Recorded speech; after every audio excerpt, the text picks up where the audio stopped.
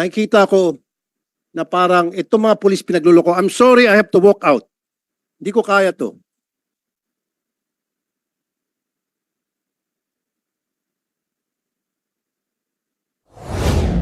Hindi ko lang matanggap-tanggap, for the record, na kayo ay pinagmumura dito. Ha? Ayaw na ayaw ko mumurahin yung taong naka-uniforme, mumurahin, wawalang hiyain. Yan ang hindi ko matanggap-tanggap. Kung dapat kayo murahin, doon sa labas. Huwag dito sa hearing. Nasaksakan ng pagkasinungaling yung mga pulis na inaakusa. If you remember, Mr. Chair, hinamon natin ng lie detector test yung mga pulis. Anong pangalan ng mga pulis na yon? Comsec? Nasaan po yung mga pulis? This is yung Rodelio Vicente case. Saan na yun sila? Bulacan. Opo. Yung tatlo po, yung una yung kalbo, tapos yung isa, taas mo kamay, tatlo kayo, no? Pareho palang kalbo itong dalawa at saka isa. Upon the advice of their counsel, pumayag kayo na kayo ay magpa-lie detector test, right? Versus, Dito kayo? Upo ka dito. Sige. versus yung dalawang complainant. Dito ipapakita ko sa iyo, Mr. Chair, na walang respeto sa iyo ang mga ito bilang dating PNP chief at bilang chairman ng committee na ito, at walang respeto itong tatlo sa Senado. Ginagawa niya pong katatawanan nitong tatlo ang Senado, ang committee po ninyo at maging kayo po, kasama na rin po ako doon.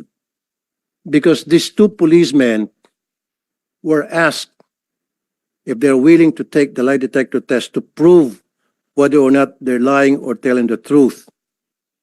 In fact, binigyan natin sila ng counsel. Kinausap sila. We waited for several minutes. I think even half an hour almost. And they were advised by their counsel. And then they said, yes, willing kami magpa-lie detector test to prove na kami nagsasabi ng totoo. Because meron na po akong doubt na sinungaling po itong mga ito, and later magpapakita pa ko ebidensya kung gaano kasinungaling ito. And I will show proof out of my radio program during my previous interview with them. Pumayag po yung dalawang complainant. The two complainants, Mr. Chair, na nagpa-lie detector test, pumasa po sila. Nakalagay doon na walang trace of lying, they're being truthful. Ito pong tatlo nag-decide na umatras. Ang request ko sana sa committee na ito, through you, Mr. Chair, mag-issue po sana ang committee na ito ng show cause order why they should not be cited in contempt doon sa pag-atras nila na nung una pumayag sila at pinalilitaw nila na parang ginagawa ng katatawanan tong Senado. Mr. Chair. So siguro tatanungin natin sa kanila, although I know na karapatan nila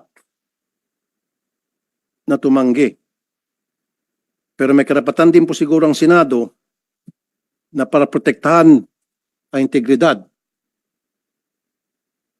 ng Senate against people who will make a mockery of this committee. Patutunayan ko sa inyong tatlo na napakasinungaling nyo. Wala kayong respeto sa dating chief PNP. Para kayong binibaby-baby yung bang nasa piling nyo?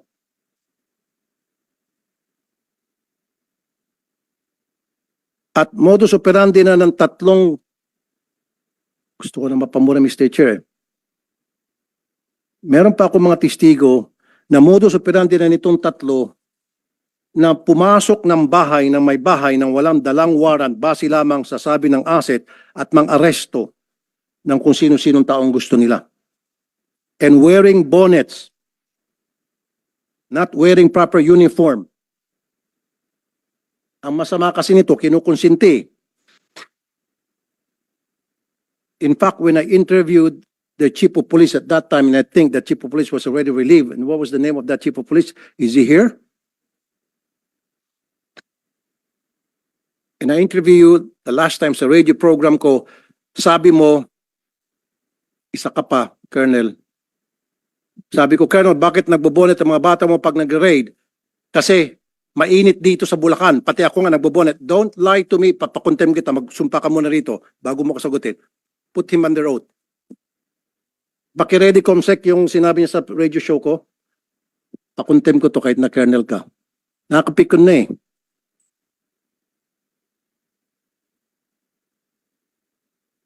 Hindi po ako papayag na for so many years, for decades, nakikita ko po kung paano apihin ng mga abusadong pulis ang mamalit nating kababayan. Although hindi naman po lahat ng pulis abusado, I have so many friends in the PNP na napakabait. Barkada ko for so many years, just like you, Mr. Chair.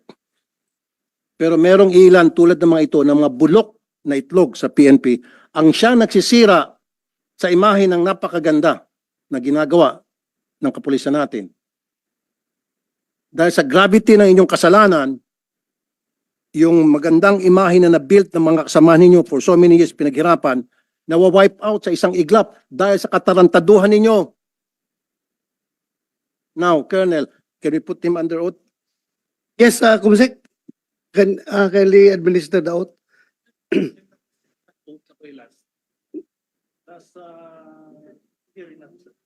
Nag-oath ka? Okay. Okay. Colonel, during the last, when I interviewed you sa radio program ko, tinanong kita, bakit nagbobonet yung tao ninyo? Pakisagot nga ulit kung consistent ka. Yes, sir. Ang tanong na bakit, sir, ay hindi ko matandaan yan, sir. Kung hindi, ang tanong mo sa akin, sir, ay tama ba na magbonit yung mga pulis mo pagka sa perform ng duty o manghuli? Parang ganun, sir, yung natatandaan ko. And then sinagot ko yan, sir, ng hindi, sir. And then, sir, may pahabol ako doon dahil may pinahabol pa kayo na pwede din naman provided... Stop right there. You said hindi. Pakiready yung video. Now, huli ka. You said hindi. Yes, sir. Pakiready yung video. Okay. And then, go ahead. Yes, sir. And then, sir, sabi ko, pwede din naman provided na pagdating mo sa area is magpakita ka ng mukha mo, itaas mo, yung bonnet mo kung may bonnet ka at magpakilala ka as No, police sir. officer. Yes, that was later on. Pero ang una mong sinabi, mainit kasi sa Bulacan, kaya nagbobonet kayo, maging ikaw, nagbobonet ka nga. Yun yung straight answer mo. And then, dumugtong ako ng tanong, saka sumagot, masama kung nakataas, kung nakababa, dapat nakataas. Dapat, Colonel, ang diretsong sagot agad mo doon, bawal ang bonnet, stop na, wala nang mainit. At ako nga nagbobonet. Ginagawa mong kengkoy ang PNP. Do not use the word mainit, kaya ka magbobonet. Anong kinalaman ng mainit na panahon? Wait, Colonel. Anong kinalaman ng mainit na panahon sa pagsuot ng bonnet? That's what you said. Are you denying it? Na you said na mainit? No, sir. You deny Mayroon akong naaalala Hindi, na sinabi you denying it? na mainit. Let's sir. play the video. Oh, sabi mo mainit. Yes, sir. Mayroon, sir, akong word na mainit pero hindi ganyan ang pagkasabi ko, sir. Gusto mo i-play kong video? Hayaan niyo po muna sana ako. Hindi, gusto mo i-play kong video. Yes, sir. Pero gusto ko pong sagutin before ahead. niyo po i-play para po hindi po ako mangungopya sa video. No? Sige. Kung sinasabi niyo, sir. Noong tawagan niyo po ako ay actually ako'y nagpunta sa isang barangay na kung saan tayo ay Before you continue. Before you nakita- continue, sandali lang. Colonel Pulonio. Sir? Hipi ka pa ngayon doon o na-relieve ka na? Sir, nakabalik po ako, sir. Saan? Sa Sa Pandibulacan, sir. Pandi, Bulacan. Yes, sir. Nakabalik ka doon ngayon Yes, sir. as hippie. Yes, sir. Okay. Continue. Nandito bang kataas-taasan sa PNP? Bakit nakabalik tong taon to? Sinong PD? PD ng Bulacan. Sagutin mo ang tanong ni Senator Tulfo. Bakit niyo binalik doon? Nakapag-out ka na? Out ka na? Tapos na? Okay. Okay, but continue, please. Colonel. Yeah. Please. Yes, sir.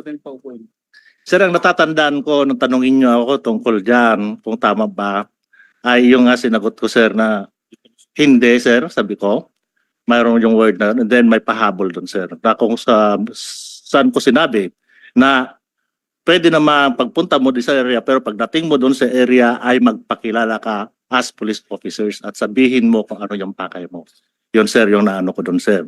Kung saan, sir, ay nasabi mo, ay naikisabi ko rin sa'yo na ako nga, sir, ay nagsusuot din ng bonnet dahil, sir, sa word na bonnet na nakopya ko na rin sa inyo. Pero actually, pati yung mahiinit, sabi ko, kasi during that time ay nasa taas ako ng bubong that time, sir. Na sinabi ko, mainit nga. Yun, sir, yung ano ko, natatanda. Tapos ka na. Yes. Yun nga po, in short, sabi mo, let's play the video na. Pakinggan natin. Ang pag-usapan lang po natin muna yung procedure ng pagsaserve ng warrant. A, nakabonet. Bakit nakabonet? Sir, kung nakabonet man yan, no, ako rin during that day po, nakabonet ako dahil sobrang init. Ngayon, alam mo na nakabonet. So tama ba yung ginawa nila? Mali, na nakabonet sila. Kung nakataas, sir, hindi tama yun, sir. Kailangan makabonet o ibaba mo, magpakilala ka. So okay lang magbonet pero ibaba mo muna yung bonet. Pakita mo yung mukha mo, the whole mukha mo. So ibig sabihin, in your daily operations, dala-dala nyo inyong bonet, nakakatakot kayo. Ganun po kasi talaga yung routine namin, yung po namin yung talagang nakasibigan lang po. Ito po ang talagang halos kilala na po kami dito sa... Sir, why did you, kahit kilala pa kayo dyan sa lugar, why did you wear that bonnet? You should have worn that.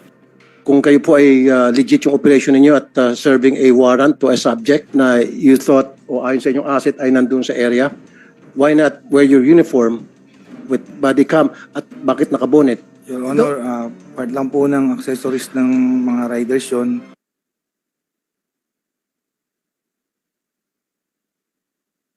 So yun, you use the word mainit. Now, Mr. Chair, tumanggi sila, first things first, yung request ko po sana, baka pwedeng mag-show cause order yung committee na ito kung bakit hindi natin sila i-contempt sa pag-atras nila. So there's a motion from Senator Tulfo that we require these three policemen to show cause why they will not be cited in contempt by this committee. Is there any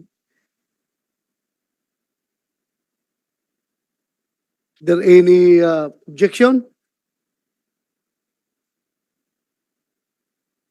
Hearing none, but before I roll the motion, I was given the 1 minute suspension.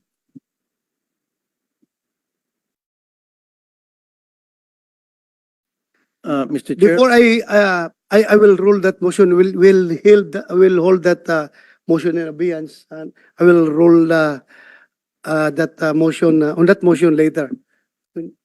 Mr. Chair, I would like to congratulate those two complainants dahil they passed the lie detector test. Ibig sabihin, lahat ng mga binigay nilang statement dito from the get-go ay totoo. Simula nung pumunta sila sa radio program ko hanggang sa pagdating dito sa pangalawang hearing na ito, hindi sila nagsisinungaling and they've been very truthful. And I congratulate you both and thank you for being truthful. Talagang maasahan kayo. Ito nga po masakit eh. Ito mga kababayan natin na maliliit, kung sino pa po yung biktima, pinasok na yung bahay na wala sa tama, walang dalang warrant. Mali yung bahay na pinasok kung talagang merong talaga silang hinahabol. Of course, papalag yung may-ari ng bahay, yung pa yung kinulong. Ang masaklap, ulitin ko ulit dito, nung yung anak susundan yung tatay niya sa presinto para kumustahin, pati yung anak ikinulong.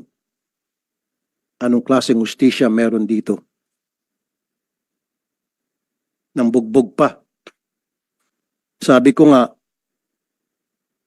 kayong tatlo, nagawa nyo yon sa bahay ng Camilon family sapagkat sila'y mahirap. Kung ginawa nyo yun sa bahay ni General Bato de la Rosa, now Senator Bato de la Rosa, baka may kalalagyan kayo. I promise you, hindi nyo kayang gawin yon sa bahay ng mga mayayaman.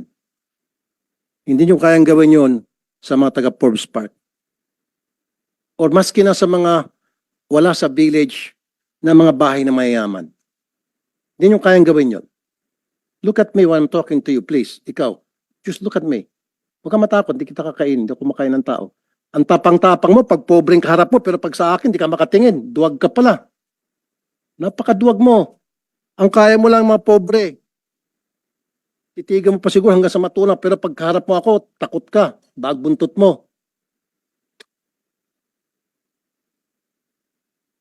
Subukan nyo gawin yun sa mga bahay ng mga mayaman. Hindi. Baka naratat na kayo. Nagagawa nyo yun sapagkat alam nyo walang kalaban-laban mga yan. And I have witnesses na dati nyo nang ginagawa pala yan. At kinukonsinti kayo na inyong chief of police. Pinasibak ko, ibinalik. Anong klaseng hustisya meron tayo sa Pilipinas? Pag pulis ang may kasalanan, binibaby-baby. Pero pag ordinaryong maliit na mamamayan natin, agad-agad nakukulong. Pag minalas-malas, sinasalvage pa. O matatagpuan na ng patay at nagbigti kuno. Bakit ganito ang hustisya sa atin? Pag pulis, nagtatakipan, nakakalusot. Pag pobreng kababayan natin, nakukulong agad. Yung mga karapatan, tablado. Nabubugbog pa. Ngayon, nasibak nga itong si Chief of Police dahil sa mga lapses na binanggit ko, ibinalik. Siguro, Mr. Chair, patawag natin si Chief PNP sa next hearing kung pwede, Mr. Chair. Yes, we will do that, Senator Tolpo. Well, andito yung nagbalik, yung provincial director. Can we hear from you, provincial director? Bakit yung binalik? Sir, good afternoon. Naibalik namin, sir, based doon sa appreciation namin doon sa investigation that yung participation niya lang is yung sa radio interview na sinabi niya nga na nakabonet. So, with that, sir, yung appreciation namin, wala naman siyang kinalaman doon sa nangyari doon sa ground, kundi yung lang ang interview. So, ibinilik namin, sir. Yun lang yung recommendation namin, sir. And it was approved by the regional director, sir. Then, pwede ba natin patawag regional director? Alam niyo ibig sabihin ng command responsibility, ano po? You understand that, right? Yes, sir. So, under the command of responsibility, may pananugutan ito sapagkat pinapayagan niya ang kanya mga tao na palaging pag nag-raid ng bahay ay nakasibilyan at nakabonet at walang suot na body cam. So, how's that for a command responsibility? Colonel Relly Arnedo, sir. Sir, ulitin ko, sir, yung investigation namin kasi, yung presence of the police doon sa area is to validate the information. No, sir, pakisagot lang po yung tinatawag na command responsibility. Yung estilo ng kanya mga bata under his command, these three people, these three policemen, kapag nagsiserve ng warrant, nakasibilyan, nakabonet, nakachinelas. Your Honor, Senator Tolpo, hindi pa pala ito nakapag-out. Comsec, please administer the out. Yes, sir. Sir, Before we continue. kindly stand up, please. Please raise your right hand. Do you swear to tell the truth, the whole truth, and nothing but the truth in this investigation, sir? Thank you, sir. Please take your seat. Colonel, ulitin ko. Mga pulis ninyo, nag-raid ng bahay, nakasibilyan, nakabonet, walang body cam. May lapses doon. Ngayon, sino ang boss nila? Sino ang superior nila? Of course, the chief of police, sir. Exactly. So doon ba sa mga binanggit ko, may pagkukulang bang mga pulis doon? May lapses ba doon? Sir, kung yung pagpunta nila doon, sir, is not part on the procedure, No, yung bawal yun, procedure sir, po, bawal. yung procedure na sila ay nakabonet, walang body cam, nakasibilyan, hindi man lang nakasuot ng tsapa na pulis, kahit na sabihin natin wala ng warrant, at least man lang may ID na makikita na pulis sila. Kaya nga nagkaroon ng komosyon eh. Kasi akala nung mga ng Camilon family, mga akyat bahay. But anyway, so yung procedure na yon was the procedure violated? Yes or no lang? No, sir, no, sir. The procedure wasn't violated? Yes, sir, yes. Pwede mag-raid nung walang body cam? Depende, sir, kasi hindi raid yung pinuntahan, sir. Kaya mag-serve ng warrant, walang body cam, okay lang na nakabonet? Pwede, sir, kung covert operation kasi yun, sir, yung nakita namin doon sa report. It is not a covert operation. They are trying to serve a warrant, Colonel Arnedo. Sir, walang warrant tong pumunta sila doon, sir. Based doon sa... So wala silang warrant. Yes, sir. Okay, bingo. Nung last hearing, sabi niya walang warrant. Sinabi dito na merong warrant, na walang warrant. So kung walang warrant, you're saying it's a covert operation, but they're insisting, napahinga sila ng untong hiringa. Wait a minute, Colonel, let me finish. Huli ka na.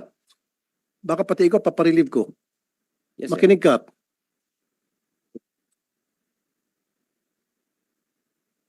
Sabi mo, walang warrant. Nung last hearing, merong warrant. Makinig ka. No, Colonel. Ulitin ko, for the end time. Ngayon, lumabas sa bibig mo. Huli ka, Balbon, sabi pa nga ng mga netizen. Sabi mo, walang warrant because it was a covert operation. Ang sabi nila di sa hearing, matatanda mo, Chief Senator Bato, may dala silang warrant and they were serving that warrant. In fact, wala silang search warrant pero meron, wag ka muna sumagot. Sir, sir. Wala silang Wala, warrant sir. dahil merong tipster. That's why they don't need the search warrant anymore.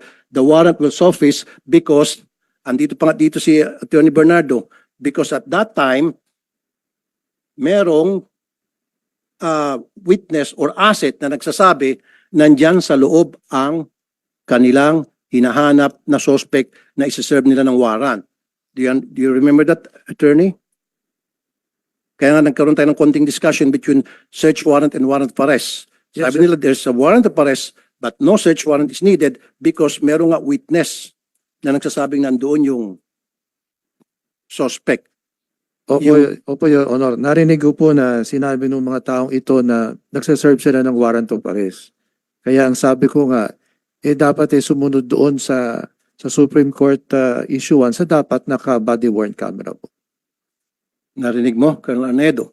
Ngayon, galing sa bibig mo, walang warrant at covert operation. Hindi kayo tumutugma-tugma. Dito may kita, Mr. Chair, na napakasinungaling kasama na si PD, Chief of Police at itong tatlong alipores nila. You see, Colonel, you're a bad example of the PNP. Your Honor, Senator Tulfo, klaruin mo natin. Yes. May warrant o wala?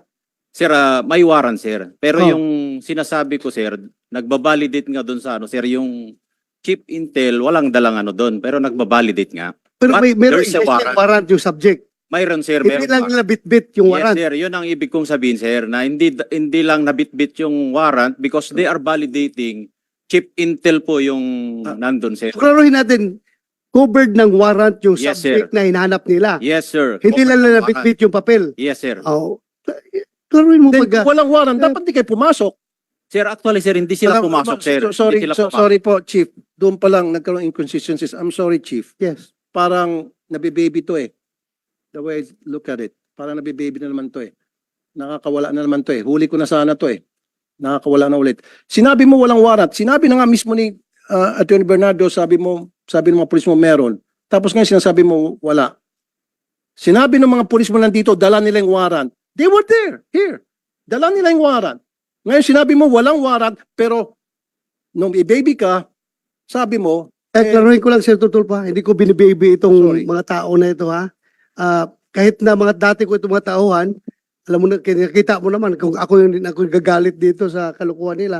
Ako lang, I'm just trying to explain na kami sa PNP, kapag nag-operate kami, lalong-lalo na pagkilala yung mga operatives, Number one, we allowed them to use bonnet para hindi sila makilala.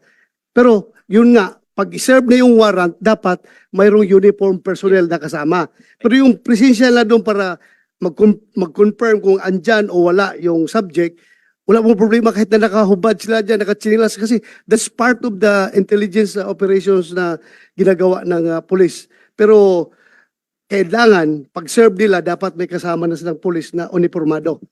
Kasi So, yes. my line of questioning will lead to the fact that these people are lying dahil sa kanilang pagsinungaling, meron tayong biktima na nakulong. Biniktima pa for the second time. Kasi nga po, Mr. Chair, yun yung gusto kong matumbok dito na yung Camilon family, they were victims.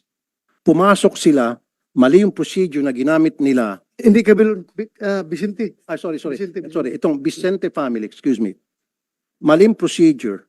Kahit na sino ba naman, Mr. Chair, nakabonet,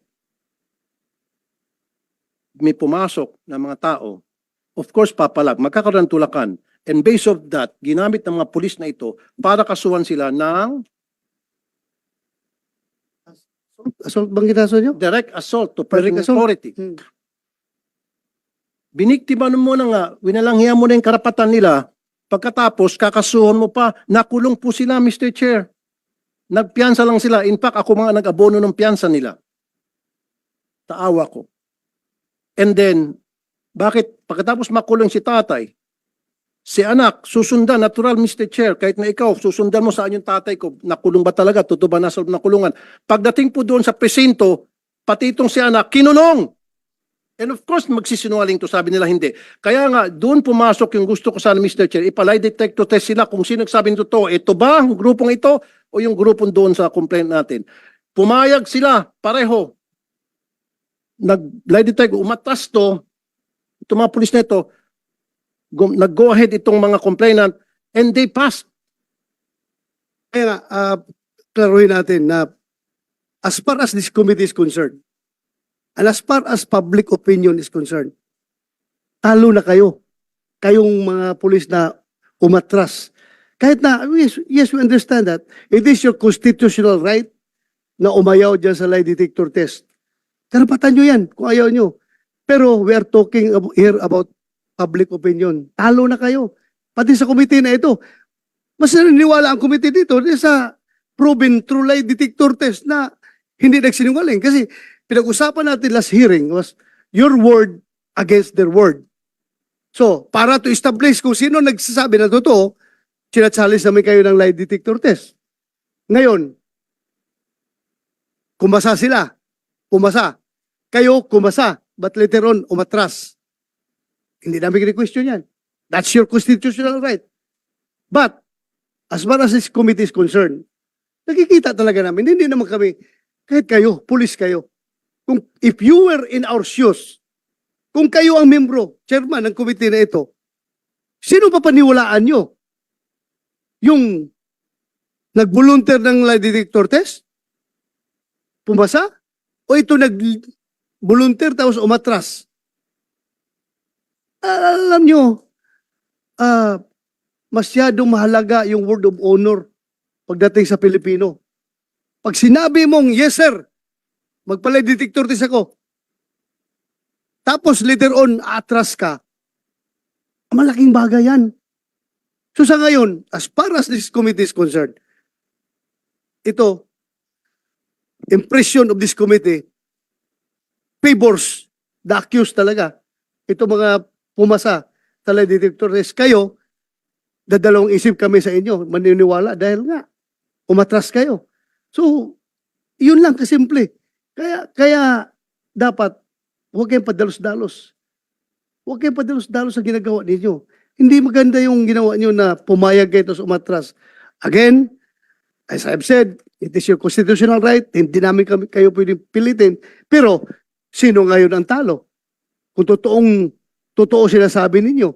Kahit na sabihin nyo, totoo yung sinasabi nyo ngayon, talo na kayo from the start. Dahil nga, umayaw kayo, umatras kayo sa lie detector test. Ito ngayon sila, halimbawa, granting lang, very remote possibility na nagsinungaling sila. Pero, pumasa sila sa lie detector test. Granting lang ha, granting nagsinungaling sila. Hindi ko sinasabing nagsinungaling sila. Pumasa sila, hindi sila umatras. Kanino maniwala ang tao ngayon? Di ba? Sa kanila. Proven sila na hindi nagsinungaling. Dahil wala silang rason na umatras. Kasi alam na, nagsasabi sila ng totoo. So ngayon, ano na ngayon ang tingin nyo sa sarili niyo kapag ganun? Yeah, go ahead. Mr. Chair, I think it's not a question of public opinion. I think it's a question of these people doesn't have respect dito po sa Senado. I'm just citing public opinion kasi lahat tayo naman. Opo. Marami nagsusubaybay dito Mr. sa ating hearing. I agree with you. Pero the legal aspect is beside Yeah, that. Kasi issue. Mr. Chair, kung matatandaan mo, in fact, we waited for several minutes, almost half an hour or so, na binigyan natin sila ng pagkakataon makausap yung counsel, yung lawyer. Nag-usap-usap sila dyan banda. Hindi natin sila pinilit, Mr. Chair. Walang pumilit sa kanila. Silang kusa nagsabi, yes. Inulit mo pa ata yun, if I'm not mistaken. Are you sure, sigurado ka, etc., etc. Maging si Senator Tolentino, if my memory serves me right, ganun din. Walang pumilit, and they said yes. And then yung kabila, Vicente family said yes. Now, pagtalikod dito, they said no. Para sa akin, panloloko yun. Pambabastos yun sa Senado. Kasi kung ayaw naman talaga nila, alam nila na ata sila later on, sana dito pa lang, nag-no na sila. Hindi naman sila pinipilit eh. They know in their hearts, they know that, Mr. Chair, na paglabas dito Senado, magno-no sila. Alam na nila yun. Kailan dito, sa harap natin at sa harap ng publiko, pinalabas nila na sila ay mag-iya sapagkat wala silang tinatago. Yun yung point ko do, Mr. Chair. Na para wag na silang tularan, dapat ipa-show cause sila later on kung bakit hindi sila ma-cite in contempt. Kasi they could have just said no. Hindi natin sila pipilitin, Mr. Chair. Remember? Kung sinabi lang nila no sa atin, tapos na usapan. Move on tayo sa ibang topic. But they said yes. And the kabila said yes. Yun lang po yun. And now, Mr. Chair, may I request next time yung RD siguro, patawag natin, or maybe yung si Chief PNP, if we can request, or si yung administration ng PNP, yung hierarchy, para nakakasama na loob kasi, Mr. Chair, may kita po ng mga biktima at may kita po ng mga iba pang biktima nila in the past, mamaya magpapakita kong video na meron pa sila ibang biktima. At kumbaga, parang gumawa ng kalokohan mga ito, nakalusot na naman, at nakulong pa yung mga katulad naming mahirap. Yes, we will do that in the proper time. Buti pa, Mr. Chair, yung mga ibang PD at RD na nilapitan ko, pag nirelieve all the way. Marami na po ako naparelieve na mga chief of police, na I went to the PD and RD, na-relieve all the way. Ito, nirelieve and then binabalik din at nagbigay lang ng rason na para sa akin, very shallow, flimsy yung reason.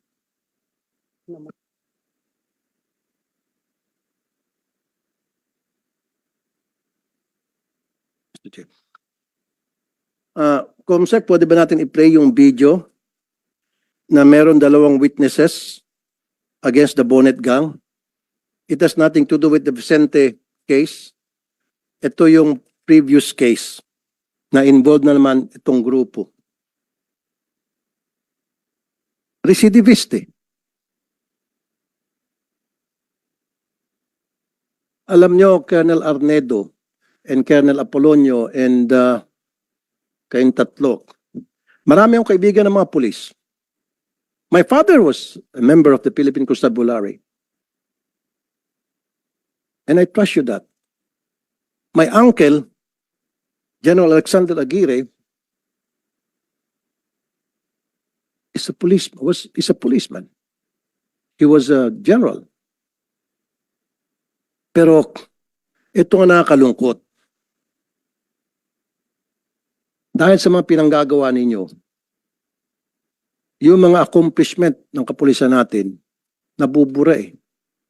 Akala nyo ba ngayon? Sige, lusot kayo siguro sa mga followers ninyo kung sino man yung mga taong naniniwala sa inyo, lusot kayo. Pero sa taong bayan, hindi kayo nakakalusot. Believe me, I've been doing this for so many years. Kaya masama ang loob ko ngayon dahil nakikita ko yung klaseng injustices na natatanggap ng maraming tayong kababayan, iba't ibang klaseng kawalang hustisya sa kamay ng mga pulis. Makailang beses na po ako, Attorney Bernardo, sir, nakainkwentro na pag pulis po ang may kaso, ang bagal po ng hustisya. Ang bagal ng hustisya. Daming proseso. Samantalang pag ordinary mamamayan, wala ng proseso-proseso. Kulong na agad. Pakita po natin yung isang video.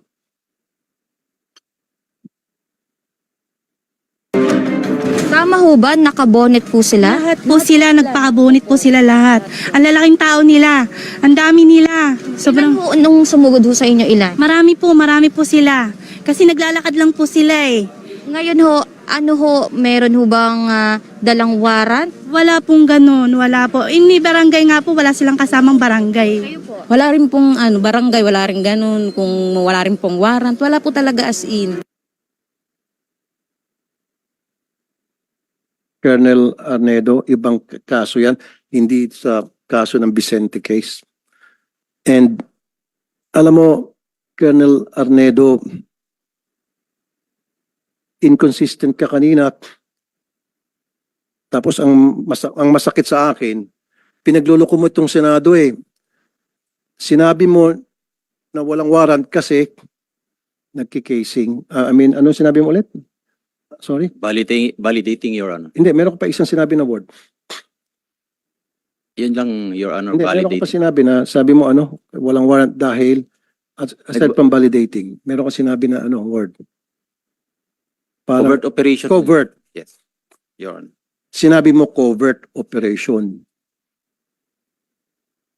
So, para mailusot mo, yung hindi na sila kailangan magsuot pa ng body cam, na kailangan magsuot sila sa bonnet, you use that word covert para mapagtakpan mo yung kawalan sa procedure na hindi na rin kailangan ng barangay. Di ba? Ginamit mo yun eh. Akala mo mautakan mo tong Senado. No, Colonel, huwag kami. Kasi, and then later on, nung nagbigay sa ng leading questions, si Chief Bato de la Rosa, our Honorable Chair, yes, may warrant yan. Nasa warrant, kaya lang hindi namin dala. You see, pinaikot mo kami. Covert operation and then ngayon, may warrant pala, hindi lang dala.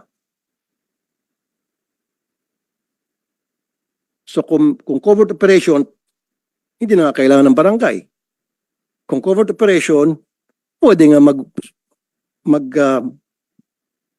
bonnet, tama? Kung covert operation, maski wala nang body cam. Pero tatanungin ko si Attorney Bernardo, for the sake of argument, covert operation, Attorney Bernardo ng Napolcom, kailan ba mag-bonnet, body cam? Hindi. Your Honor po, kung tutukuyin ko yung sinabi po nila, kung sila ay merong covert operation or validation, this is a planned activity. Kaya dapat dala nila yung warrant of arrest. Kasi nga kung ginayak nila yun, pangalawa, dapat nakalagay yun sa logbook na meron silang operation. Sa informasyon po namin, hindi naman nakalagay na magsaserve ng warrant.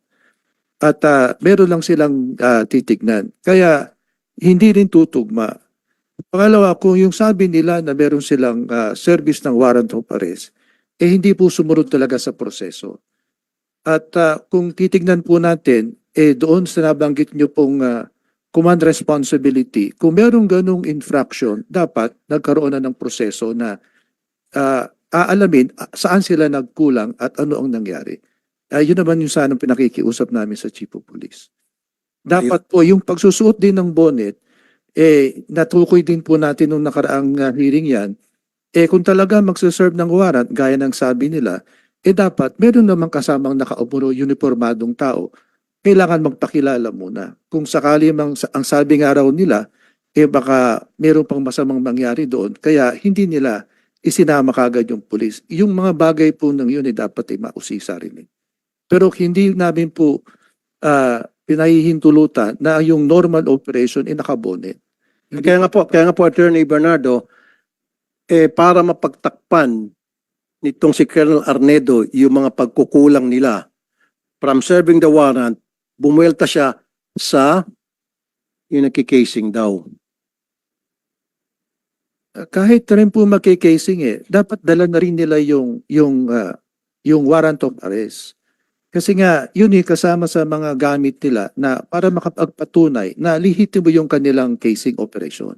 Kasi operation pa rin po yun nakaplano pa rin yun na meron pa rin documentation din po dapat yun. Dala dapat nila yun. So in short, Attorney Bernardo ng Napolcom, meron talagang infraction doon, meron talagang mga lapses doon. May mga procedure na na-violate. Offhand po, mukhang meron pong, kung babasihan po doon sa pagsaserve ng warrant of arrest, meron pong kulang.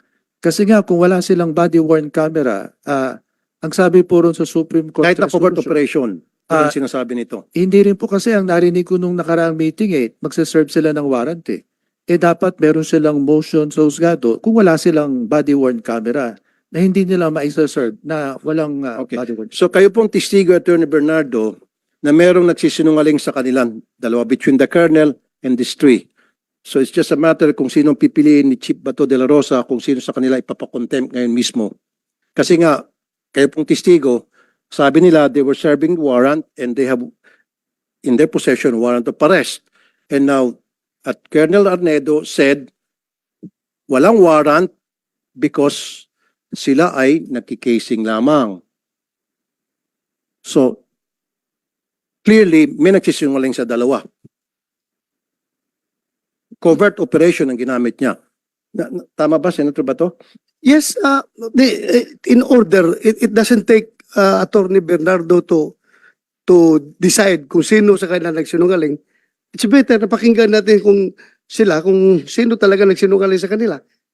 Kasi, Chairman, Mr. Chairman, yun na, very clear na dito, established na rito na nung last hearing, we were all here, at sinabi nila, they were serving warrant. Remember? At meron silang hawak na warrant. Sinabi nila. Sinabi nila. Hindi na sinabi na may hawak silang warrant, ha? They were serving warrant. Ang sinabi nila dito. Nagsabi ba kayo na hawak niyo warrant? May dala kayong warrant?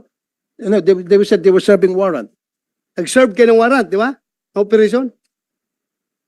Yes, Your Honor, magsaserve po kami nun. Pero hindi, Ano isi-serve niyo kung wala kayong dalang warrant? with due respect, Your Honor, lahat po yun ay documented from pag-alis namin. Actually po, planned operation dahil po pinlano po namin yun, naka-logbook po yun, naka-blatter. At So, naka-blatter, na lalakad kayo, mag-serve kayo ng warrant? yes, Your Honor. Saan Your yung Honor, blatter? Saan yung blatter na yan? Okay, part po yun sa mga sinabit Okay, namin na ayan na naman, ayan na naman, Mr. Chair. Palagi natutulas, magsaserve sila ng warrant. At again, kumukontra naman sinasabi ni Colonel Arnedo, yung kanilang PD, na walang warrant dahil sila ay nagkikasing lamang. Again, hindi na naman tumutugma. Ang daming hindi pagtutugma-tugma. Covert operation, hindi, hayaan mo siya magsalita. Let him speak. Do not stop him. Isa ka pa. See, sandali, hindi, I'm not talking to you, sir, Colonel po. You see? Sinabi niya, they were serving the warrant, which means they have the warrant in possession, because if you're serving the warrant, then you must have that paper. Yes, dapat. Kaya nga, di ba? Simple English. They were serving the warrant. So, merong hawak sila. So, saan ang warrant nyo at that time? Bakit hindi kayo nagdala ng warrant? According to your dala po ng warrant officer ko, Your Honor. Ako po yung sinasabi lang hindi may dala, pero yung warrant officer ko po ay meters lang po ang layo sa akin. Sinong warrant officer nyo at the time? Police Corporal Joel Dicen po, Your Honor. Ikaw? Yes, Your Honor. May dala kang warrant ng time na yan? Nasa bulsa ko po, Your Honor, kasi po magsaserve po kami ng warrant of arrest. Kaya nga, paano kayo magsiserve kung walang warrant? So, dala-dala yung warrant? Dala po namin, Your Bakit Honor. sabi mo na walang warrant? Magbabalidate pa lang kami that time, Your Honor, nung... Sandali. Mr. Chair. Bakit mo sinabi na walang warrant? Mr. Chair, alis na lang ako rito. Hindi ko matiis. Nakikita ko na parang itong mga pulis pinagluloko. I'm sorry, I have to walk out.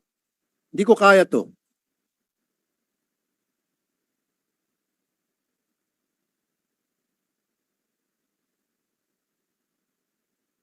Dahil patuloy tayo, tuloy.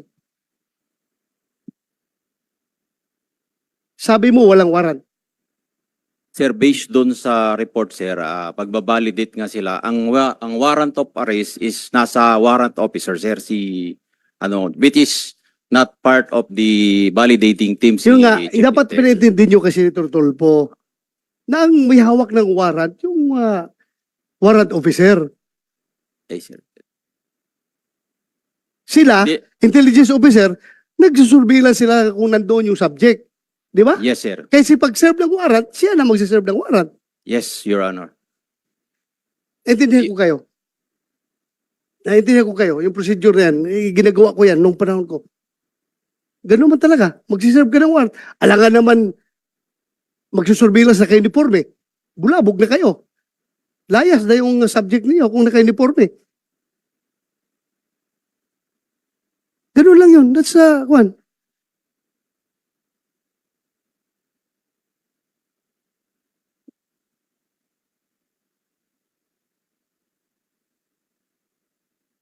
Mahirap yung ako. The worst thing na sabihin sa akin, binibibaby ko kayo, ay hindi ko matanggap-tanggap yan. Na binibaby ko. What's the use of me being the chairman of this committee kung ibibi ko kayo? For the record, wala naman sigurong makapagsabi dyan na sinong pinakamaraming na-contempt na pulis dito sa Senado? Kaninong komite pinakamaraming na-contempt na pulis at saka mga witnesses? Ako. Kaya wala akong pakialam kung sino kayo, kung dati ko kayong tao, basta kamali kayo, mamalasing kayo sa akin. Pero pag kayo naman gumagawa ng tama, hindi na ako papayag na wawalang hiyain kayo. Di ba? Fair lang tayo dito. Fair. Ayaw kong sabihin, porque dati akong pulis, bibibihin ko kayo? No. Record shows. And record will vindicate me na ako ang pinakamaraming pinakulong na pulis dito sa Senado. Ako ang pinakamarami. Pero record shows also, kapag nakita ko na ang pulis ay totoo ang sinasabi, ay, by all means, dipinsahan ko rin yung pulis. Di ba? Bakit naman wawalang hiyain yung pulis kung dapat hindi dapat walang hiyain? Ganun lang ako, fair lang ako dito. Wala akong pinapaboran dito. The most insulting action is for that kasama mo dito, mag-walk out, walk-outan ka.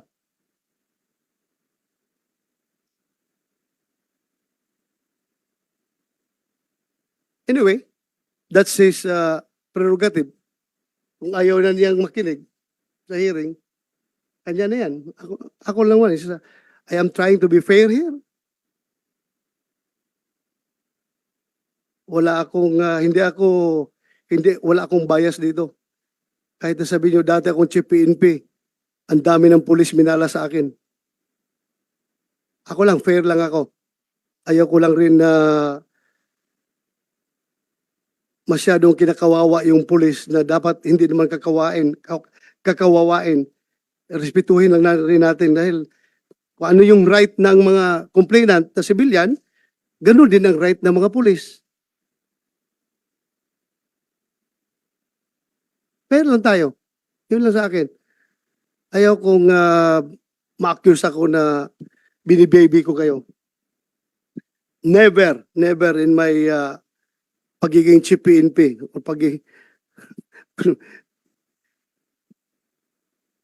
mayroon na magsalita dito. Everything is recorded. If you know me, you will realize. Para sa inyo, nakakilala sa akin. If you know me, you will really know me.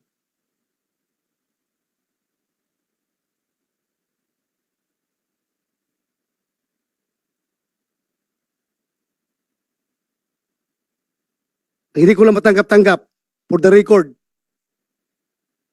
na kayo ay pinagmumura dito. Ha? Ayaw na ayaw ko mumurahin yung taong naka-uniforme, mumurahin, wawalang hiyain. Yan ang hindi ko matanggap-tanggap.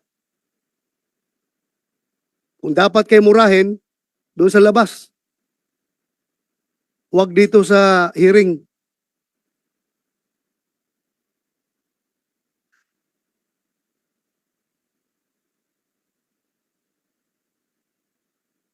Kasi alam ko, gaano kahirap maging pulis. Ha? Alam ko.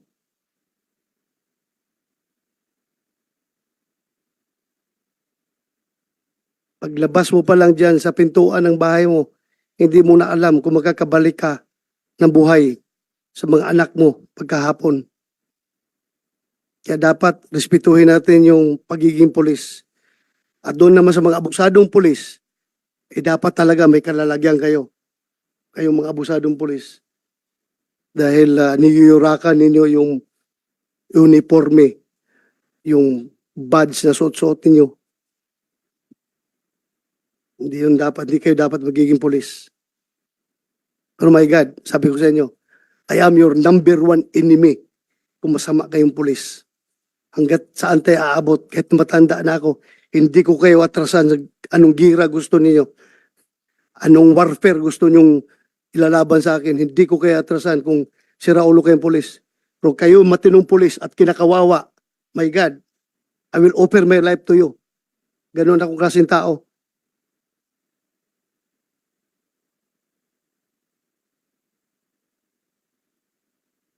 So,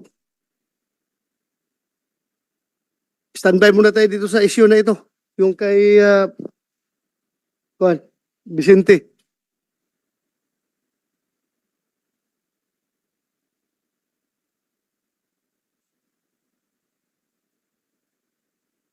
Doon sa... Okay. Proceed muna tayo sa... Ha? Ano? Ay, sorry, Your Honor. I would like to recognize the presence of Senator Robin Hood Padilla. Your Honor, thank you for coming over. Salamat for coming. We proceed to Camilon case. Major De Castro, andito ba? Yung driver mo na si Pagpantay. Popuin yan dito. Ikaw, PD, pwede ka na umalis dyan.